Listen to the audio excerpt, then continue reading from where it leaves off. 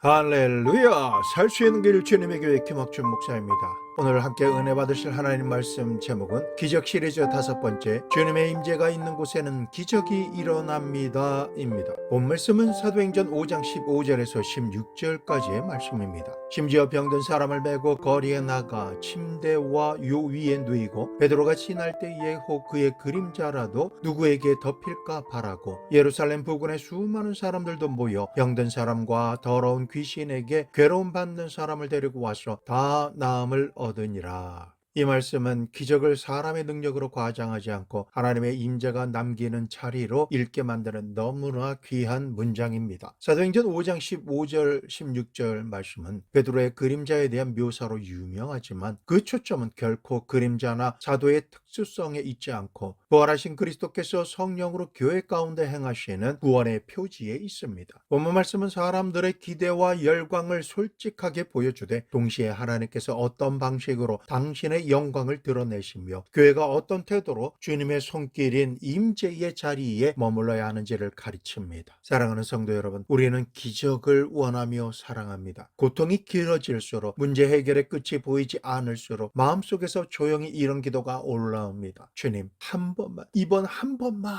하면서 주님께서 임하시는 그 한 번의 손길로 문제와 인생의 모든 것이 바뀌기를 바랍니다. 그러나 하나님께서는 우리에게 주시는 은혜는 우리가 상상하는 단번에 해결되는 반전만이 아닙니다. 하나님은 당신의 백성에게 기적을 주시기도 하지만 무엇보다 기적을 통한 당신 자신을 주십니다. 기적은 목표가 아니라 표시입니다. 표시는 목적지로 가는 길을 가리키며 그 길 위에 서 있게 합니다. 오늘 본문은 기적을 쫓는 마음이 어디를 향해야 안전한지, 그리고 주님의 임재의 손길에 머무는 자리가 어디인지, 더 정확히 말하면 그 자리가 무엇으로 이루어지는지를 분명하게 보여줍니다. 사도행전의 흐름 속에서 이 장면은 우연히 떠오른 사파가 아닙니다. 5장 앞부분에는 아나니아와 삽비라의 사건이 있습니다. 교회가 막 성장하던 그 시절, 은혜와 능력이 풍성했던 그 공동체 안에서조차 하나님 앞에서 거짓을 꾸미고 사람들의 눈을 속이려고 하는 죄가 얼마나 무서운지 드러납니다. 주님은 사랑이시지만 동시에 거룩입니다.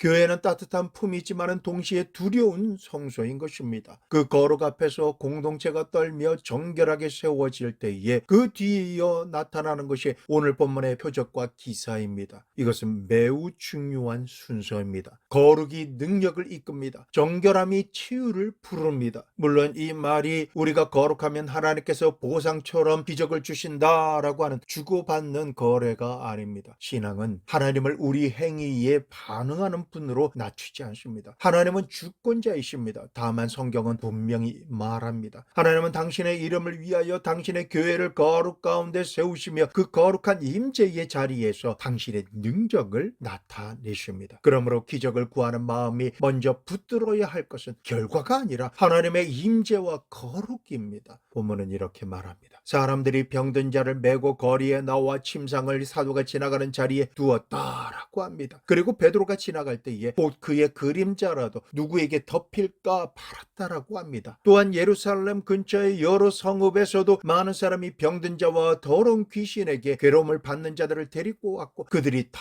나음을 얻었다라고 합니다. 이 장면은 우리는 두 가지 방식으로 읽기 쉽습니다. 하나는 인간의 신앙을 칭찬하는 방식입니다. 그들의 믿음이 대단했다. 그림자라도 좋다라고 말했다. 또 하나는 인간의 미신성을 비판하는 방식입니다. 그림자라니 너무 과장된 열광 아닌가? 그러나 성경은 이 둘 중 하나만 말하려고 하지 않습니다. 성경은 인간의 절박함을 숨기지 않지만 그 절박함이 어디에 붙는가에 따라 은혜의 통로가 되기도 하고 위험한 통로가 되기도 한다는 것을 보여줍니다. 사람들의 마음에는 절박함이 있었습니다. 병은 한 가정의 평화를 무너뜨리고 귀신의 억압은 영혼의 존엄을 짓밟으며 만성적인 고통은 삶의 언어를 빼앗았습니다. 그들에게 예루살렘은 마지막 희망의 도시였고 사도들이 그들이 행하는 일은 마지막 기회의 문이었습니다. 성도 여러분, 여기서 우리는 제일 먼저 인간의 고통을 가볍게 여기지 말아야 합니다. 신앙은 아픔을 무시하는 기술이 아닙니다. 신앙은 고통을 하나님 앞으로 끌고 나가는 용기인 것입니다. 교회는 아프지 않은 척하는 장소가 아니라 아픈 자가 숨쉬는 장소이어야만 합니다. 누군가가 침상을 들고 나와 길가에 누이는 모습은 부끄러운 일이 아닙니다. 오히려 그것은 나는 더 이상 나를 고칠 수 없습니다 라고 하는 겸손한 고백입니다. 자기 힘의 한계를 인정하는 자리에서 은혜는 시작되는 것입니다. 그리고 그 은혜의 시작은 언제나 주님께 가까이 다가가는 발걸음으로 나타납니다.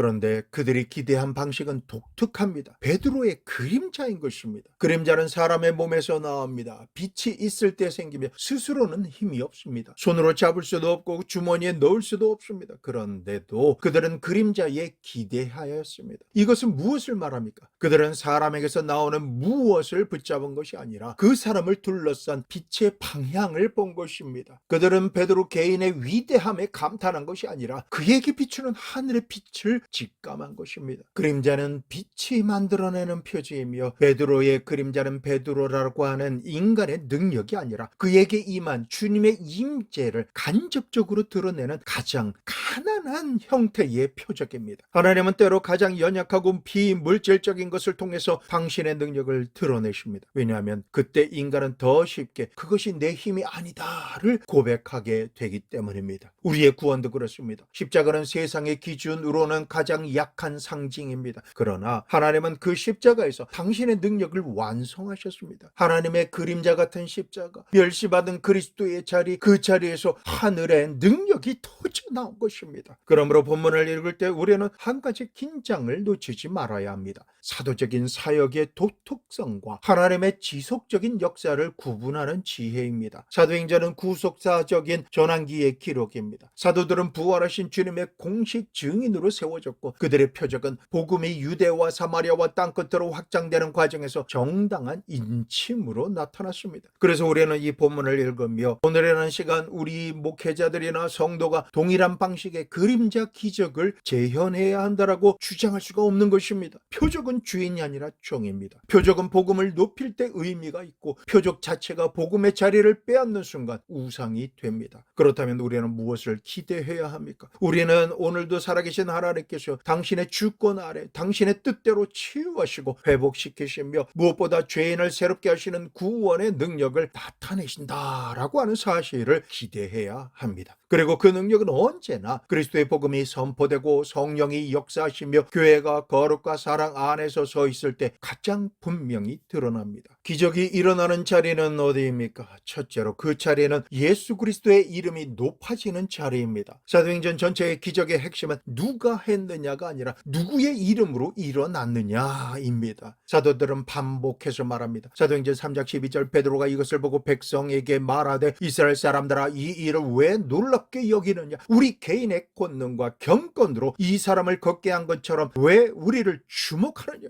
사도들은 자신을 지우어서 그리스도 예수의 이름을 드러냅니다. 만일 그 어떤 기적이 사람의 명성을 세우고 그 사람을 중심으로 군중을 끌어모으고 십자가의 복음을 뒤로 밀어낸다면 그것은 성경이 말하는 기적인 표적의 성격과 어긋납니다. 성령의 역사는 언제나 예수 그리스도를 증언합니다. 기적의 손길인 임재의 자리는 사람의 손이 아니라 주님의 손이 드러나는 자리입니다. 그래서 그 자리에는 이 세상에서 맡을 수 없는 이상한 향기가 납니다. 그것은 바로 천상의 향기인 것입니다. 이 향기는 사람을 찬양하는 향기가 아닙니다. 하나님만을 경외하는 향기입니다. 흥분은 있을 수 있지만 그 흥분은 인간의 자랑이 아니라 하나님의 두려운 선하심 앞에서의 떨림인 것입니다. 둘째로 그 자리는 교회가 몸으로 살아내는 사랑의 자리입니다. 본문의 사람들은 병든 자를 메고 나왔습니다. 누군가는 누군가를 업고 나왔습니다. 침상은 혼자 들기 어렵습니다. 거기에는 동행이 있는 것입니다. 기적은 개인의 쇼가 아니라 공동체의 품에서 자라납니다. 우리는 종종 기적을 개인과 하나님 사이의 사건으로만 생각하지만 사도행전의 많은 기적은 공동체를 통해 공동체 안에서 공동체를 위하여 일어납니다. 교회가 사랑을 일하면 기적은 구경거리가 됩니다. 그러나 교회가 사랑을 품으면 기적은 상처 입은 이들의 숨쉬는 쉼터가 됩니다. 누군가가 병든 가족을 데리고 올 때에 그 가정은 이미 지쳤을 것입니다. 돈도 시간도 마음도 바닥이 났을 것입니다.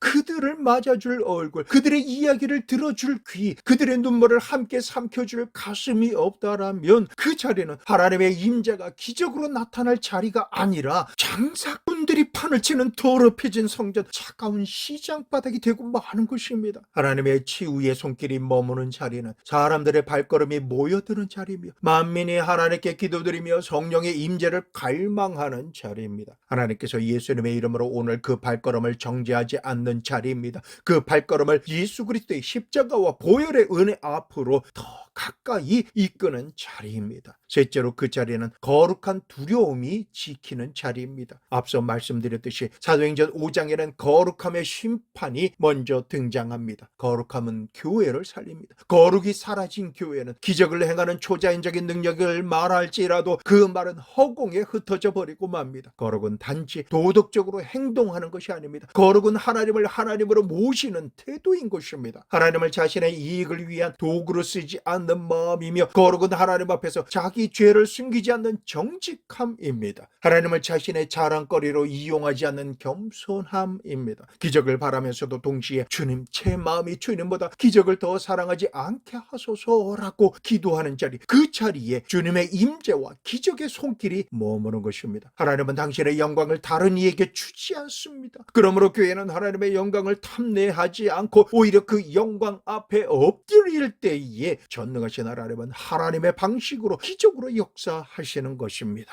넷째로 그 자리는 말씀과 기도의 자리입니다. 사도행전은 표적을 이야기하면서도 더 많이 말씀 선포와 기도를 성령 충만한 가운데 지속적으로 열심히 할 것을 강조합니다. 기적은 어느 날 갑자기 뚝 떨어지는 불꽃 같을지라도 말씀과 기도는 매일의 삶과 걸어가야 하는 길을 비추는 등불이 되어집니다. 등불이 꺼지면 불꽃은 사람을 태워버립니다. 등불이 켜져 있으면 불꽃은 길을 밝힙니다. 교회가 말씀을 가볍게 여기고 성경을 삶의 중심에서 밀어내며 기도를 특별한 때만 하는 행사처럼 만들면 기적과 같은 초자연적인 그 어떤 현상이 일어나도 그것은 안전하지가 않습니다. 그러나 교회가 말씀으로 자신을 점검하고 기도로 자신을 낮추며 그리스도의 십자가를 매 순간 새롭게 바라보고 붙들 때에 하나님은 병든 영혼을 먼저 치유하십니다. 그리고 때로는 병든 몸도 고치십니다. 우리는 어떤 경우에도 치유받지 못한 사람을 믿음 없다라고 하는 잔인한 결론에 도달해서는 안 됩니다. 신앙은 결과로 재단되지 않습니다. 신앙은 하나님을 붙드는 손입니다. 그 손이 떨리더라도, 그 손이 약하더라도 하나님께서 친히 주를 갈망하며 향하는 그 손을 붙드십니다. 기적의 손길이 머무는 자리는 하나님을 시험하는 자리가 아닙니다. 하나님께 매달리는 자리인 것입니다. 본문 말씀은 더러운 귀신에게 괴로움 받는 자들에게 대해서 함께 말씀하고 있습니다. 이 말씀은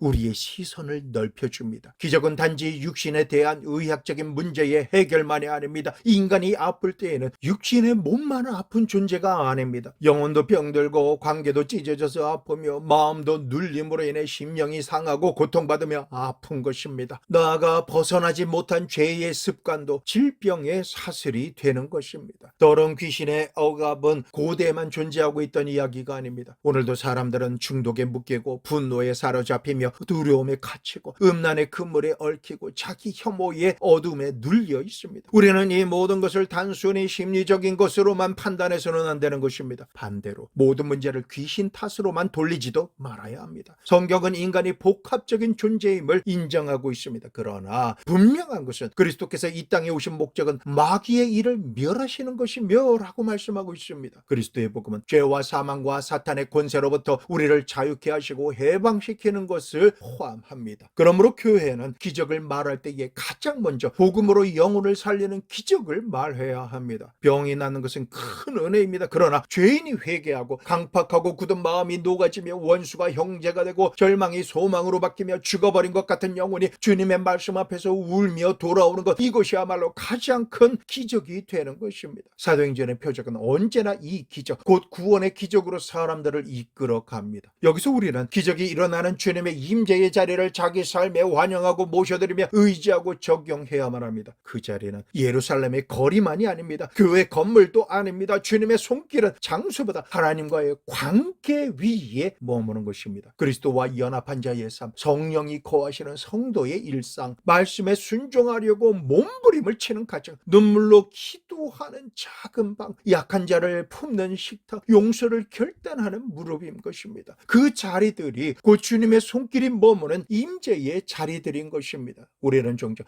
특별한 장소를 찾아서 헤맵니다. 그러나 하나님은 때로 가장 평범한 자리에서 하나님의 특별한 일을 시작하십니다. 중요한 것은 장소의 화려함이 아니라 마음의 방향입니다. 베드로의 그림자는 화려한 빛이 아닙니다. 길 위에 드리운 어두운 윤곽입니다. 그런데 하나님은 그 윤곽 아래에서 사람을 치료하시고 살리신 것입니다. 하나님께서는 오늘도 우리의 그림자 같은 연약함 아래에서 생명을 살리시는 은혜를 흘려보내십니다. 그러므로 이 은혜는 우리의 능력이 아닙니다. 우리의 무능이 주님의 능력을 더욱 선명하게 하는 통로가 되는 것입니다. 그렇다면 우리는 기적을 어떻게 구해야 합니까? 성도 여러분, 우리는 기적이 나타나는 이 놀라운 은혜를 담대하게 구할 수 있습니다. 하나님께서 우리를 하나님의 자녀로 부르셨고 하나님은 하나님의 자녀의 간구를 절대로 가볍게 여기지 않으십니다. 병에 걸렸습니까? 병든 자가 낫기를 기도하셔야 합니다. 무너진 관계가 회복되기를 기도하십시오. 억눌린 마음이 풀리기를 기도하십시오. 그러나 동시에 우리는 기적을 내 뜻을 관철시키는 무기로 구하지 말고 하나님의 뜻에 나를 굴복시키는 은혜로 구해야 하는 것입니다. 주님께서 겟세마네에서 마태복음 26장 39절 조금 나아가서 얼굴을 땅에 대시고 엎드려 기도하여 이르시되 내 아버지여 만일 할만하시거든 이 잔을 내게서 지나가게 하옵소서. 그러나 나의 원대로 마시옵고 아버지의 원대로 하옵소서 하시고 라고 기도하셨을 때에 주님의 그 기도는 실패가 아니라 가장 깊은 승리였습니다. 하나님은 그 아들의 순종으로 이 세상을 구원하셨습니다. 그러므로 우리의 기도도 그리스도의 기도에 연결되어야 합니다. 주님 낫게 하소서. 그러나 무엇보다 저를 주님께로 더 가까이 이끌어 주시옵소서. 주님의 영광을 가리지 않게 하소서. 제 마음이 주님보다 주님께서 주시는 선물을 더 사랑하지 않게 하여 주시옵소서. 이러한 기도는 기적이 일어날지라도 우리를 교만하게 만들지 않습니다. 기적이 지체되어도 우리를 절망하게 하지 않습니다. 왜냐하면 그 기도의 중심에는 주님 자신이 계시기 때문입니다.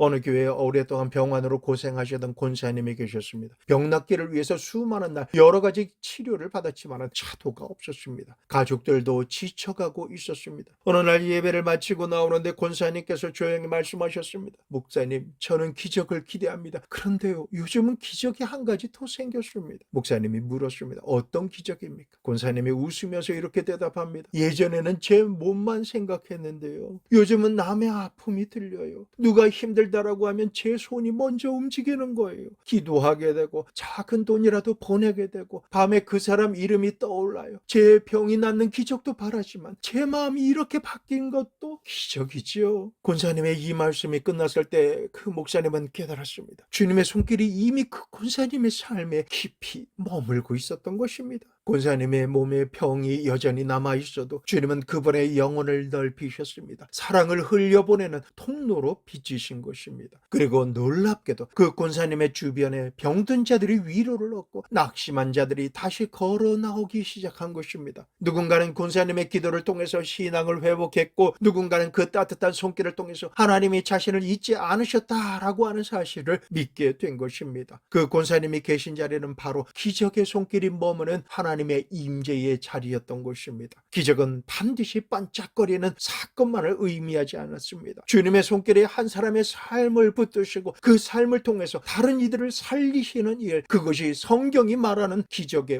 확장입니다. 사랑하는 성도 여러분, 사도행전 5장의 기적은 사람들을 예수님께로 모으는 역할을 했습니다. 그러나 동시에 위험도 함께 있었습니다. 군중들은 쉽게 열광하고 쉽게 실망합니다. 기적을 구경하러 왔다가 십자가의 길이 제자도의 길이다라고 하는 사실 앞에서 떠나기도 합니다. 그러므로 교회는 기적의 현장을 복음의 학교로 만들어야 합니다. 최후의 소문이 퍼질수록 회개의 말씀도 더 크게 울려야 하는 것입니다. 기적을 경험할수록 십자가를 더 깊이 붙들어야 하는 것입니다. 은혜를 받을수록 더 낮아져야 합니다. 하나님께서 우리 가운데 능력으로 일하실수록 우리는 더 겸손히 고백해야 합니다. 주님, 이것은 우리의 공로가 아닙니다. 오직 주님의 자비하심입니다. 그 고백이 사라지는 순간 기적은 우리를 살리지 못하고 오히려 우리를 무너뜨리는 유혹이 되는 것입니다. 본문 말씀이 마지막에 말하는 이 한마디는 참으로 단순하면서도 강력합니다. 다 나음을 얻으니라.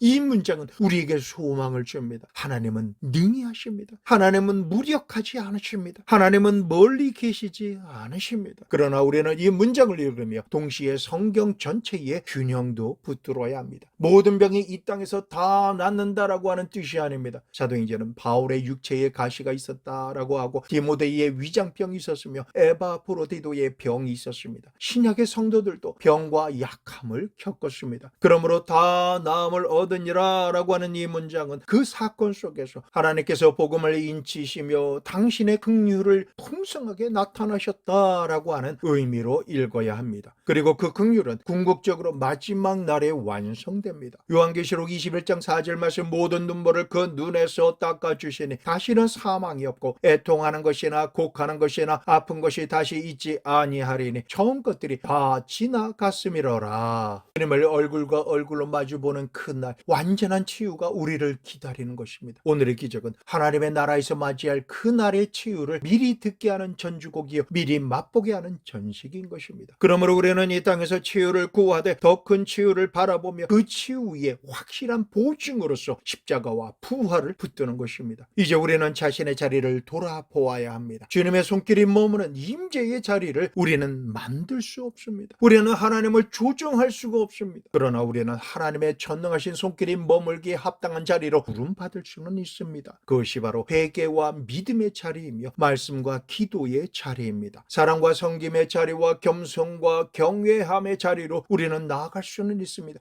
그리고 그 자리는 무엇보다 그리스도의 은혜가 왕노릇하는 자리가 되는 것입니다. 복음은 이렇게 말합니다. 우리는 본래 하나님께 나아갈 자격이 없다. 죄로 죽었고 마음은 완고했으며 자기의 의를 사랑했습니다. 그러한 우리를 대신해서 예수 그리스도께서 십자가에서 형벌을 받으시고 죽으셨으며 다시 부활하심으로 그리스도를 믿는 자를 의롭다 하심을 선포하신 것입니다. 그러므로 구원받고 의롭게 되는 것은 전적으로 우리의 공로가 아니라 하나님의 은혜로, 우리의 행위가 아니라 예수님을 믿음으로, 우리의 노력과 자랑이 아니라 예수 그리스도께서 십자가를 지심으로 대속의 보혈을 흘려주심을 감사함으로 우리가 하나님 앞에 나아가는 것입니다. 이 복음이 내게 선명해질 때 일어나는 기적은 그 복음을 가리는 장식이 아니라 그 복음 자체를 드러내는 열린 창문이 되는 것입니다. 주님의 손길이 머무는 자리는 결국 은혜가 머무는 자리입니다. 그러니 사랑하는 성도 여러분, 오늘 우리의 결단은 이렇습니다. 기적을 구하되 기적보다 주님을 더 구해야 하겠습니다. 치유를 바라되 치유보다 거룩을 더 사랑해야 하겠습니다. 도움을 기대하되 도움보다 십자가 복음을 더 붙들어야 되겠습니다. 그리고 주님께서 우리에게 어떤 길을 허락하시든 우리의 삶을 주님의 손길이 머무는 자리로 내어 드려야 하겠습니다. 우리가 걷는 길에 누군가가 기대어서 쉴 수 있도록, 우리가 드리운 그림자 아래 누군가가 잠시라도 안식을 얻을 수 있도록, 그러나 그 모든 영광은 우리에게 돌아오지 않고 오직 예수 그리스도의 이름으로 높아지도록 우리는 마음을 지켜야 하겠습니다. 그리고 혹시 오늘도 침상을 들고 나오는 분이 계시다라면 부끄러워하지 마십시오. 주님께 속히 나오십시오. 우리 주님의 손길은 오늘도 우리의 삶의 현주소에 살아 역사합니다. 주님의 손길은 주님의 교회들 가운데 주님의 말씀과 성령의 역사하심 가운데 겸손히 엎드리는 심령 가운데 머뭅니다. 그 손길이 여러분의 병든 마음과 육신 위에, 지쳐버린 가정 위에, 흔들리는 믿음 위에 머물며 마침내 주님의 평강과 능력으로 여러분을 새롭게 하시기를 간절히 축원합니다. 말씀을 정리합니다.